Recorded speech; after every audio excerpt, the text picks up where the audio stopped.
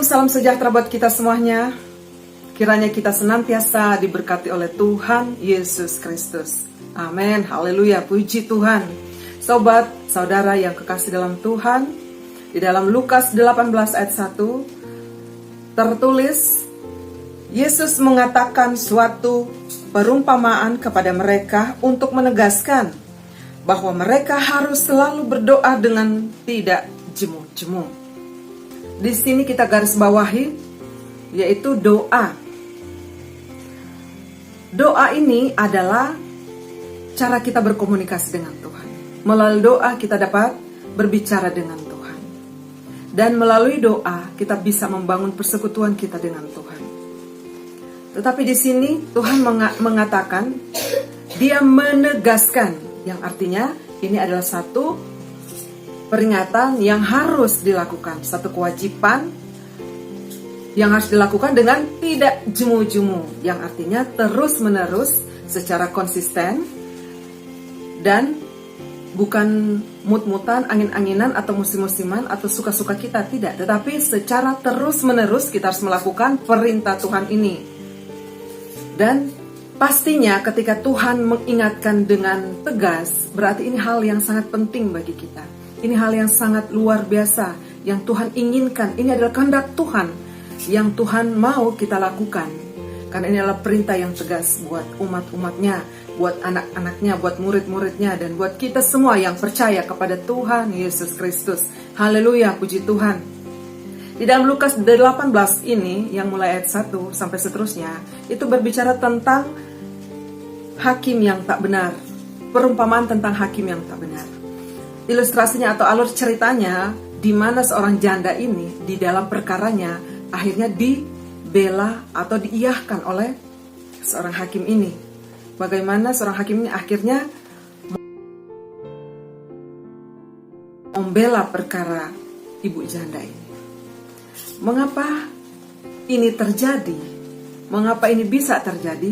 Karena sudah pasti ibu ini atau janda ini, dia kuat berdoa, dia rajin berdoa, dia bangun selalu persekutuan dengan Tuhan. Karena segala sesuatu, persoalan, permasalahan kita, kalau kita bawa kepada Tuhan, kalau kita serahkan kepada Tuhan melalui doa, maka Tuhan akan turut campur tangan membela, Tuhan akan turut campur tangan menolong, Tuhan akan turut campur tangan untuk memperhatikan setiap umat-umatnya, setiap anak-anaknya dalam seruannya kepada Tuhan. Haleluya, puji Tuhan. Kita lihat di dalam Lukas 18 ayat yang ke-7. Tidakkah Allah akan membenarkan orang-orang pilihannya yang siang malam berseru kepadanya? Dan adakah ia mengulur-ulur waktu sebelum menolong mereka?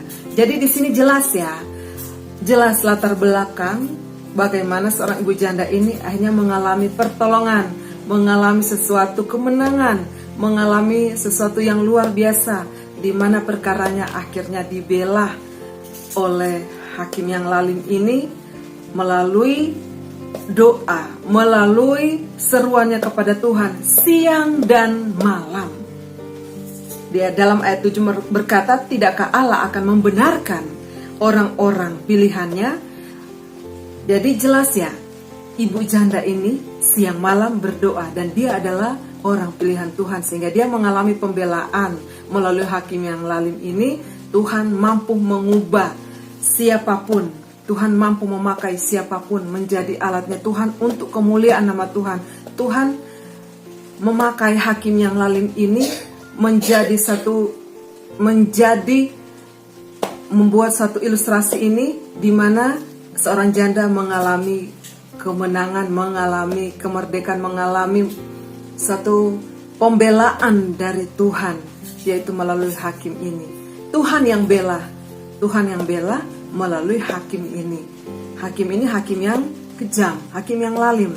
Tetapi Tuhan pakai hakim ini, Tuhan ubahkan hatinya untuk membela seorang janda ini. Siapakah janda ini? Janda yang selalu tidak jemu-jemu berdoa siang dan malam. Begitu juga di dalam kehidupan kita.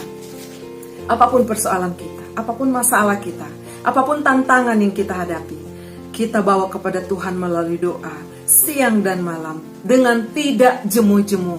Pasti Tuhan akan menjawabnya. Pasti Tuhan akan membela kita. Pasti Tuhan akan menolong kita.